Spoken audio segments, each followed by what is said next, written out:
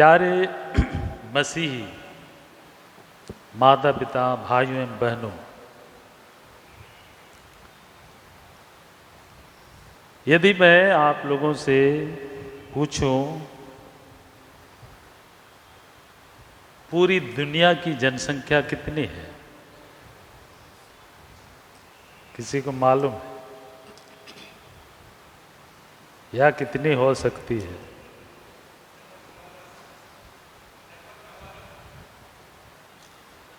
हाँ, और कोई?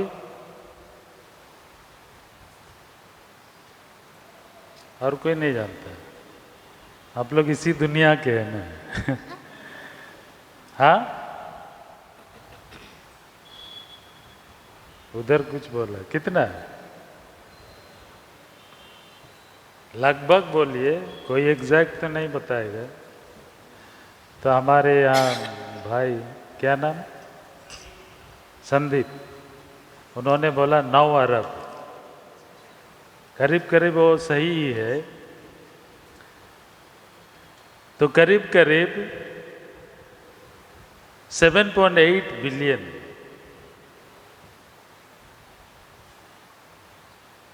तो लगभग 800 करोड़ के आसपास दुनिया की जनसंख्या है। और कहा जाता है कि दुनिया की जनसंख्या का 31% लोग ईसाई है। 2.8 बिलियन लोग ईसाई है। और दुनिया की सबसे बड़ी जनसंख्या ईसाई धर्म को मानती है, और इसलिए ईसाई धर्म को बड़े धर्म मानते हैं। उसमें से कैथोलिकों की संख्या 18% है। दुनिया की जनसंख्या का 18% ईसाई, कैथोलिक ईसाई है। और ईसाई बनने के लिए बपतिस्मा जरूरी है।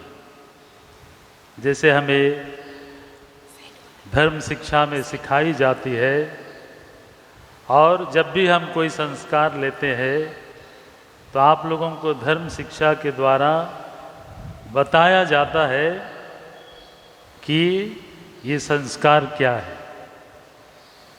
बपतिस्मा संस्कार के द्वारा हमें आदि पाप से मुक्ति मिलती है, ईश्वर की पुत्र पुत्रियां बन जाते हैं और कलीसिया के सदस्य बन जाते हैं। इतना सब लोग जानते हैं। और कलीसिया हमें यह भी बताती है कि हमारा नया जन्म, कलीसिया में हमारा नया जन्म होता है।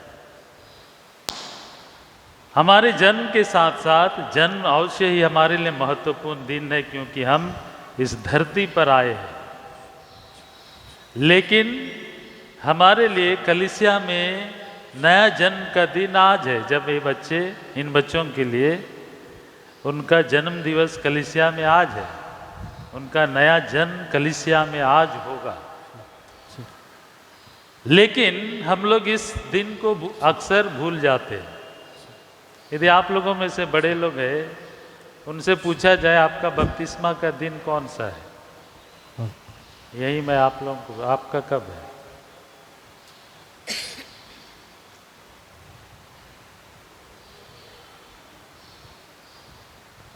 डोमिनिक सर बोल रहे हम छोटे थे, लेकिन आप तो बड़े हुए हैं।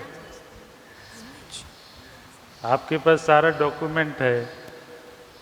तो हम में से कई लोग नहीं जानेंगे। इधर जानते हैं क्या? क्वेश्चन ही नहीं सुने। हाँ, क्वेश्चन ही नहीं सुने। नहीं सुना तो इनके लिए अलग से क्वेश्चन पूछना है। आपके बपतिस्मा का दिन कब है, मालूम है? हाँ हाँ, देखो, तो हम लोग इस दिन को महत्व नहीं देते अपने जीवन में, जबकि हमारे जन्म से ज़्यादा महत्वपूर्ण दिन आज है, जब हम प्रमाणित किए जाते हैं कि आप आदि पाप से मुक्त हो गए, आप ईश्वर के पुत्र पुत्रियां बन गए, ईसाई बन गए, कलीसिया के सदस्य बन गए, प्रभु यीशु के अनुयायी बने, प्रभु यीशु के पुरोहित बने। और ये हमारे लिए कोई महत्व नहीं रखता, तो सोचिए आपका ख्रिस्त होना कोई महत्व है, महत्व रखता है? तो यह हमारे लिए विचार करने वाली बात है। तो आज जब ये बच्चे जन्म लेंगे, जरूर ये छोटे हैं, लेकिन वह विश्वास उन्हें मिलेगा, वह विश्वास उन्हें प्राप्त होगा। मेरा बपतिस्मा तो 7 दिन में ही हुआ था कि उसी दिन हुआ, क्योंकि मेरी माँ मुझको जन्म नहीं दे पा रही थी और बहुत कठिनाई थी, कॉम्प्लिकेटेड डिलीवरी था, और उस समय आज के जैसे सुविधाएं नहीं थी। ये डोमनिक जाने का रप्टस क्रीक से डोंगी में लेकर आए थे, और गच्छा में एक छोटा सा हॉस्पिटल था, वहाँ लेकर आए, वहाँ कोई ज़्यादा सुविधा नहीं थी, और बहुत गंभीर परिस्थिति में वो राप्टस क्रीक से डोंगी में 3 घंटा या 4 घंटा लेकर आए, और किसी को भरोसा नहीं था कि मेरा जन्म होगा। लेकिन डॉक्टर उनको चॉइस दिया, या तो इसकी माँ मरेगी या वो बच्चा मरेगा, दोनों में से कोई मरेंगे। और भगवान भरोसे उन लोगों ने भगवान पर भरोसा किया और प्रार्थना की। घंटों प्रार्थना के बाद मेरा जन्म हुआ, और इसलिए मैं जन्म लेने के बाद भी जीने की स्थिति में नहीं था, तो इसलिए तुरंत मुझको बपतिस्मा दिया। तो मुझे क्या पता था बपतिस्मा क्या होता है। जैसे आज ये बच्चे लोग जन्म बपतिस्मा लेंगे, अरे ये लोग भी, इनको मालूम नहीं है बपतिस्मा क्या है, लेकिन वे धीरे धीरे उस विश्वास का बीज जो प्राप्त किया है माता पिता के द्वारा, उसे वे विकसित करेंगे। और इसलिए आज इनके लिए महत्वपूर्ण दिन है, और ना सिर्फ आज लेकिन पूरे दिन, पूरे जीवन भर यह दिन उनके लिए ज़्यादा महत्वपूर्ण होगा, क्योंकि आज के दिन वे ईश्वर के पुत्र और पुत्रियों के रूप में प्रमाणित किए गए ईश्वर के द्वारा। और इसलिए हम सबों को भी अपने बपतिस्मा का दिन याद रखना जरूरी है। और आज जब हम इस दुनिया में हैं, मैंने कहा कि इस दुनिया में ईसाइयों की संख्या सबसे ज़्यादा है और कैथोलिकों की संख्या सबसे ज़्यादा है कि नहीं? कई लोग बपतिस्मा लिए हैं, लेकिन बपतिस्मा लेना सिर्फ काफ़ी नहीं है। हमें कलीसिया में बपतिस्मा के द्वारा प्रभु यीशु के पुरोहिताई में सहभागी होने के लिए बुलाए जाते हैं। आज ये तीनों बच्चे प्रभु यीशु के पुरोहिताई में सहभागी होने का बपतिस्मा प्राप्त करेंगे, और कई बार हम इस बात को ध्यान नहीं देते। प्रभु यीशु की बपतिस्मा में क्या मिलता है, क्या मिला आप लोग बड़े लोगों को?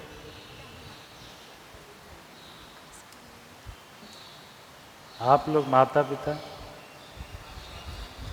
हाँ वो तो हो गया, खत्म हो गया। उसके बाद क्या हुआ?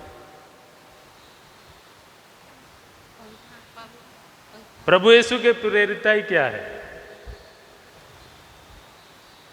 बपतिस्मा के द्वारा आप प्रभु के प्रेरिताई के किस कार्य में सहभागी होते हैं? हर एक व्यक्ति जो बपतिस्मा लिया है प्रभु यीशु के प्रेरिताई में सहभागी होता है, और वह है आप हर एक जन जो बपतिस्मा लिया, नबी, पुरोहित और राजा, 3 रूप में आप प्रभु यीशु के पुरोहिताई में सहभागी होते हैं। होते हैं कि नहीं? मालूम ही नहीं है लगते हैं। तो कलीसिया इसलिए पुरोहिताई, आप लोग भी पुरोहित है कि नहीं? पता ही नहीं आप लोग पुरोहित है कि नहीं। कलीसिया 3 प्रकार के पुरोहिताई के बारे में बोलती है, ministerial priesthood and common priesthood. प्रभु यीशु की पुरोहिताई में सब जो बपतिस्मा लिया वाला भाग लेता है, और मिनिस्टीरियल प्रीस्टहुड हम लोग जो अभिषिक्त है पुरोहित के रूप में, मुख्य रूप से हम लोग मिनिस्टीरियल प्रीस्टहुड, मतलब हम संस्कार दे सकते हैं। आज जैसे बपतिस्मा संस्कार मैं दूंगा, तो ये मिनिस्टीरियल प्रीस्टहुड का काम है। आप लोग कॉमन प्रीस्टहुड में है। कॉमन प्रीस्टहुड मतलब आप भी याजक है, पुरोहिताई में भाग लेते हैं और आपका काम भी उतना ही महत्वपूर्ण है, सुसमाचार प्रचार करना। और आप किसी भी रूप में सुसमाचार प्रचार करने से नहीं बच सकते। आप नहीं बोलेंगे ये फादर लोगों का, सिस्टर लोगों का काम है, क्योंकि आपको भी वही बपतिस्मा दिया गया है, पुरोहिताई का। प्रभु की प्रेरिताई में सहभागी होने का अर्थ है कि आप अपने जीवन आचरण द्वारा प्रभु के सुसमाचार के प्रचारक बने। और इसलिए प्रभु यीशु ने जो अधिकार दिया है, अधिकार के साथ हमें कहा है कि मुझे स्वर्ग और पृथ्वी पर पूरा अधिकार मिला है, इसलिए तुम लोग जाकर सब राष्ट्रों को शिष्य बनाओ। प्रभु के शिष्य लोग प्रभु के शिष्य बनाने के लिए दुनिया के कोने कोने में गए और उन्होंने कहा, पिता, पुत्र और पवित्र आत्मा के नाम पर बपतिस्मा दो। मैंने तुम्हें जो आदेश दिए हैं तुम लोग उनका पालन करो और उनका पालन करना सिखलाओ। तो ये काम हर एक ख्रिस्ती का काम है और इसलिए हमें बड़ी जिम्मेदारी के साथ ख्रिस्ती बनना है। आजकल हम लोग देखते हैं बपतिस्मा लिया बस, उसके बाद कई लोग तो बपतिस्मा के बाद गिरजा भी नहीं आते। हम लोग देहात गिरजा में जाते हैं, लोग शिकायत करते हैं, बपतिस्मा के समय वे लोग गिरजा आते हैं और उसके बाद दिखाई नहीं देते हैं। तो केवल बपतिस्मा दिलाने से काम नहीं चलेगा, आपको ख्रिस्त शिक्षा दीक्षा के अनुसार अपने बच्चों का लालन पालन करना अनिवार्य है और इसलिए यह बड़ी जिम्मेदारी है। आप ऐसे ही यूं ही अन्य लोगों की तरह पारिवारिक जीवन व्यतीत नहीं कर सकते। अन्य गैर ईसाई लोगों को मालूम नहीं है, उनको इतनी शिक्षा नहीं दी जाती है, लेकिन आपको दी जाती है क्योंकि आप चुने हुए लोग हैं। आप प्रभु यीशु के योग्य शिष्य बने और आपका संपूर्ण जीवन सुसमाचार प्रचार के लिए बनाया गया है, चुने गए हैं और इसलिए बड़ी जिम्मेदारी है। प्यारे मसीही भाई और बहनों, कई बार हम देखते हैं कलीसिया में किसी महान व्यक्ति ने सच कहा है, धर्मादेव, आज हमारी कलीसिया बपतिस्मा लिए गैर ख्रिस्तियों से भरा है। इसका मतलब क्या है? कई लोग बपतिस्मा लिए हैं, ख्रिस्तीय नाम है, लेकिन उनका नामो निशान नहीं है कलीसिया में। उनके व्यक्तित्व से किसी प्रकार का सुसमाचार प्रचार नहीं हो रहा है। तो आप कैसे जानेंगे कि वो बपतिस्मा लिया है, प्रभु की पुरोहिताई में सहभागी होता है, ख्रिस्ती है? इसका मतलब है बपतिस्मा तो लिया है लेकिन गैर ख्रिस्तियों के समान जीवन व्यतीत कर। कई लोग बपतिस्मा लेकर नास्तिकों के समान जी रहे हैं। इसका मतलब यही है कि हम लोग प्रभु यीशु के मूल्य को जानते हैं, उसकी शिक्षा को जानते हुए भी हम लोग ख्रिस्त शिक्षा के प्रतिकूल जीवन व्यतीत करते हैं। तो ये गैर ख्रिस्तियों के समान जीने वाली बात है। तो आज हर समय जब हम ऐसे संस्कार में भाग लेते हैं, हमें इस संस्कार की गंभीरता पर विचार करने की आवश्यकता है। हम हर एक जन प्रभु यीशु के प्रेरित है, प्रभु यीशु की चुनी हुई प्रजा है और इस प्रभु के पुरोहिताई में भाग लेते हैं। आप नबी हैं, हर एक जन। मैं नबी हूँ, आप भी नबी है। आप राजा हैं, मैं भी राजा हूँ, क्योंकि हम प्रभु यीशु के पुरोहिताई में सहभागी होते हैं। और इसलिए हमें अपने जीवन में, अपने पारिवारिक जीवन में इस गहरी जिम्मेदारी को समझने की आवश्यकता है।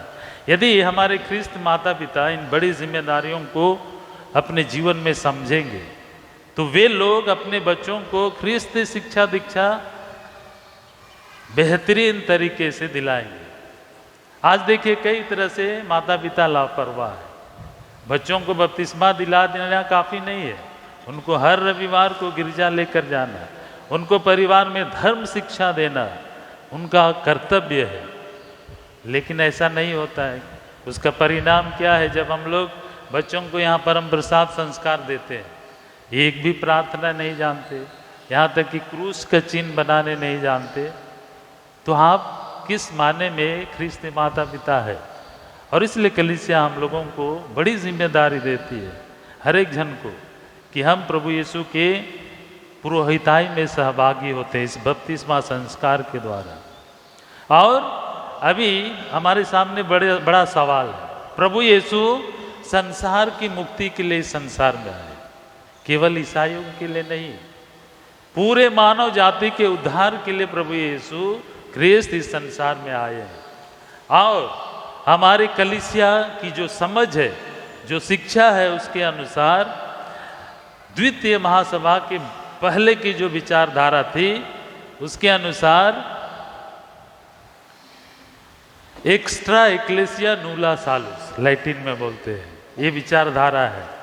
और वह विचारधारा है there is no salvation outside the church. और यह बहुत ही दृढ़ विचारधारा थी।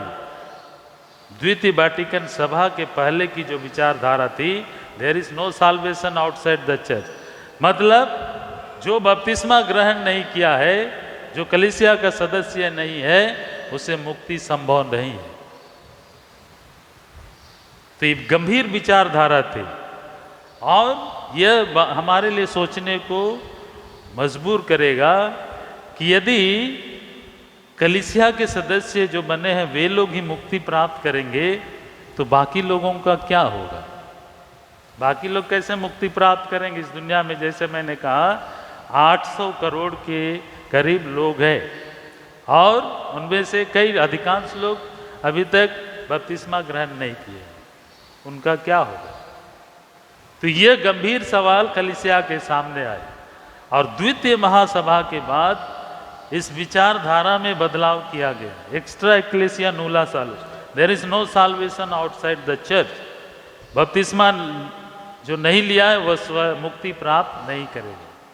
और हम आज के रविवार के पाठ में हम लोगों ने सुना है प्रभु यीशु, संत पेतरुस बोलते हैं, संत पेतरुस कहते हैं प्रेरित चरित्र में, किसी दूसरे व्यक्ति द्वारा मुक्ति नहीं मिल सकती। आज के रविवार के पहले पाठ में संत पेतरुस कहते हैं, आप लोग पढ़िए, संत पेतरुस कहते हैं किसी दूसरे व्यक्ति द्वारा मुक्ति नहीं मिल सकती, क्योंकि समस्त संसार में ईसा नाम के सिवा मनुष्यों को कोई दूसरा नाम नहीं दिया गया है जिसके द्वारा हमें मुक्ति मिल सकती है। संसार के इतिहास का केंद्र यीशु मसीह है।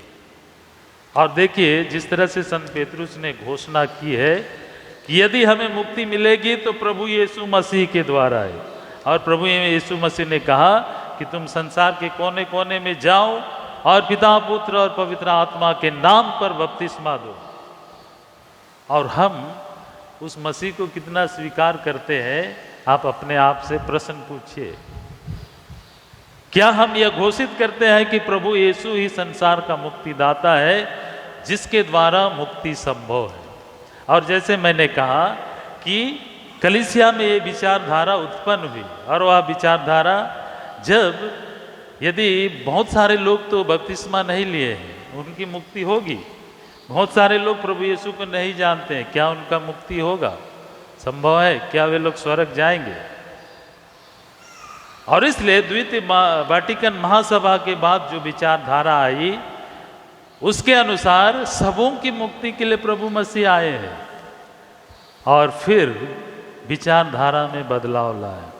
यदि मैं आपसे पूछूं अभी आप इस विचारधारा को जानते हैं या नहीं? कलीसिया में कितने प्रकार के बपतिस्मा है? कैथोलिक कलीसिया में माता पिता से पूछना है। 3 प्रकार। हाँ 3 प्रकार। हाँ, इधर माता पिता को पूछो। माता पिता कितने प्रकार के बपतिस्मा है? जल्दी जल्दी बताओ, नहीं तो बपतिस्मा भी नहीं मिलेगा। इधर माता पिता लोग, धर्म माता पिता, उनको भी जानना है। तो मैं बड़ी विचारधारा के विषय में बोला, there is no salvation outside the church, मतलब ये बहुत कठोर विचार था कलीसिया में कि जो लोग बपतिस्मा नहीं लिया है उसे मुक्ति प्राप्त नहीं होगी। तो अभी कलीसिया ने विचारधारा में बदलाव लाया और उसके बाद ये बपतिस्मा के बारे में बोलता है। कितने प्रकार के बपतिस्मा है? इधर से बोल दिया 3। अभी बताओ कौन कौन है 3 बपतिस्मा? और आप लोग कौन सा बपतिस्मा लेने जा रहे हैं उसके बारे में बताइए।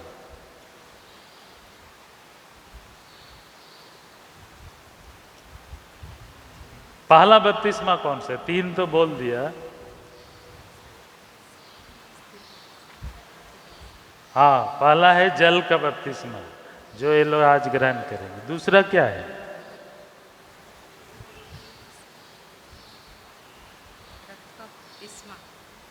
दूसरा बपतिस्मा क्या है? आप लोग कैथोलिक कलीसिया के है ना, माता पिता को जानना है, धर्म माता पिता। अब बिना विचार कलीसिया का विचार जाने कलीसिया में पड़े हुए, ऐसा कैसे होगा? तो पहली बार सुन रहे लगता है बहुत लोग। दूसरा बपतिस्मा कौन सा? 3 प्रकार के बपतिस्मा कलीसिया बात करती है। पहला बोल दिया जल का बपतिस्मा। दूसरा हाँ क्या? हाँ, रक्त का बपतिस्मा। तीसरा हाँ इधर इच्छा का बपतिस्मा। तो याद रखना है आप लोगों को, तभी आप ऐसा बपतिस्मा सुन के बेहोश मत हो जाइए। पहला है जल का बपतिस्मा जो इनको दिया गया है, दिया जाएगा। आप लोगों ने जल का बपतिस्मा ग्रहण किया है। रक्त का बपतिस्मा उस बपतिस्मा को बोलते हैं। इस दुनिया में कई ऐसे लोग हैं जो निर्दोष है, निर्दोष लोगों ने जिन्होंने शहादत दी, और जबकि वे इस बपतिस्मा को नहीं ग्रहण किए, लेकिन उनके हृदय में यह तीव्र इच्छा थी, या वे लोग निर्दोष जीवन व्यतीत करते हुए, जिस तरह से निर्दोष मेमने का रक्त चढ़ाया गया था, बहुत सारे लोगों को मारा गया था प्रभु यीशु के समय, याद है? निर्दोष अबोध बच्चों की मृत्यु हुई। तो ये निर्दोष, ये रक्त का बपतिस्मा जो लोग शहादत देते हैं, निर्दोष बच्चे लोग मर जाते हैं, वे लोग रक्त का बपतिस्मा ग्रहण करते हैं। और इच्छा का बपतिस्मा कई सारे लोग इस दुनिया में है जिन्होंने इस ईसाई धर्म को नहीं अपनाया, बपतिस्मा इस तरह के बपतिस्मा नहीं अपनाए, लेकिन वे लोग अपनी इच्छा से उस प्रभु को स्वीकार करते हैं, इस दुनिया के मुक्तिदाता प्रभु यीशु को। यदि आप भारत में ही घूमेंगे, कई जगह लोग बपतिस्मा नहीं लिए लेकिन वे लोग गिरजा आते हैं, उनको ख्रिस्त भक्त बोलते हैं। जैसे बनारस के चर्च में वे लोग हमारे लोगों के साथ ही मिस्सा में भाग लेते हैं, लेकिन वे लोग वो परम प्रसाद नहीं लेते, उनके लिए अलग से प्रसाद दिया जाता है। वे लोग अपने को ख्रिस्त भक्त बोलते हैं। तो उन्होंने इच्छा का बपतिस्मा ग्रहण किया है। इच्छा का बपतिस्मा मतलब मैं हृदय से उस प्रभु को स्वीकार करता हूँ। आप देखेंगे गैर ख्रिस्त परिवारों में भी कई ऐसे लोग हैं जो प्रभु यीशु को किसी कारण से स्वीकार नहीं करते, बपतिस्मा लेने नहीं आते। जैसे हमारे देश में अभी बड़ी समस्या है धर्मांतरण ना, धर्मांतरण के कारण बड़ी बड़ी सजाएं दी जाती है। तो इस कारण से बहुत सारे लोग प्रभु यीशु को प्रत्यक्ष रूप से घोषित नहीं करते, लेकिन उनकी इच्छा, उनके जीवन में प्रभु यीशु है, वे लोग जानते हैं प्रभु यीशु की शिक्षा और मूल्यों को, लेकिन वे अपने जीवन द्वारा जीते हैं, प्रकट करते हैं, और उन्होंने इच्छा का बपतिस्मा ग्रहण किया है। और इस तरह से कलीसिया इस तरह की बपतिस्मा के बारे में बोलती है, जिससे कि पूरी दुनिया के लोग इस बपतिस्मा के अधिकारी बने और मुक्ति प्राप्त करें। और यह योजना, बपतिस्मा ग्रहण करने का उद्देश्य है मुक्ति प्राप्त करना है, और हम मुक्ति प्राप्त करने के लिए बुलाए गए हैं। तो आइए आज हम इस दिन, इस आनंद के दिन हम विचार करें कि हमारे ये नन्हे मुन्ने बच्चे, वे शिशु अवस्था में यह बपतिस्मा ग्रहण करते हैं, लेकिन वे पवित्र आत्मा प्राप्त करेंगे और उस विश्वास को प्राप्त करेंगे, और उस विश्वास में बढ़ने के लिए मदद माता पिता को करनी है। धर्म माता पिता, कई बार धर्म माता पिता नहीं जानते, उनको किसका धर्म माता पिता था पता नहीं, केवल बपतिस्मा के दिन यहाँ गिरजा आया था और बाद में उसको जानते ही नहीं कौन उसका धर्म बेटा है या बेटी है। ऐसा होता है कि नहीं? जैसे आप अपने बपतिस्मा के दिन को ही नहीं जानते और इतने साल तक ख्रिस्ती जीवन जी रहे, तो उसी तरह हमारे धर्म माता पिता की भी उतनी ही जिम्मेदारी है जितना हमारे माता पिता की। उन बच्चों के माता पिता की तो है, लेकिन उतना ही जिम्मेदारी धर्म माता पिता की भी है। उन्हें ख्रिस्त शिक्षा दीक्षा दिलाना, संस्कार दिलाना उचित समय पर, और उन्हें ख्रिस्त धर्म शिक्षा देना उनका कर्तव्य है। आज भी आप कई बस्तियों में जाएंगे, बहुत सारे बच्चे बड़े बड़े हो गए, बपतिस्मा ही नहीं लिया, दृढ़करण संस्कार नहीं लिए। ये गैर जिम्मेदार माता पिता कौन है? हम में से ही है। और यह इसलिए क्योंकि उनके धर्म माता पिता गैर जिम्मेदार हुए तो सो हुए, लेकिन धर्म माता पिता भी उन बच्चों की ओर ध्यान नहीं देते, तो ये हमारी गैर जिम्मेदारी नहीं चलेगी। और इसलिए आज के दिन हमें ख्रिस्त के रूप में जिम्मेदारी लेना अनिवार्य है। और जैसे मैंने कहा कि हर एक जन जो बपतिस्मा लिया है प्रभु यीशु के पुरोहिताई में सहभागी होता है। आप नबी है, आप प्रभु यीशु के वक्ता है, आप राजा है, प्रभु यीशु के उस राजस्व के सहभागी है। राजस्व का मतलब आप प्रतिष्ठित व्यक्ति हैं, इस दुनिया के सबसे सम्मानित व्यक्ति, क्योंकि ईश्वर ने आपको यह प्रतिष्ठा दी है।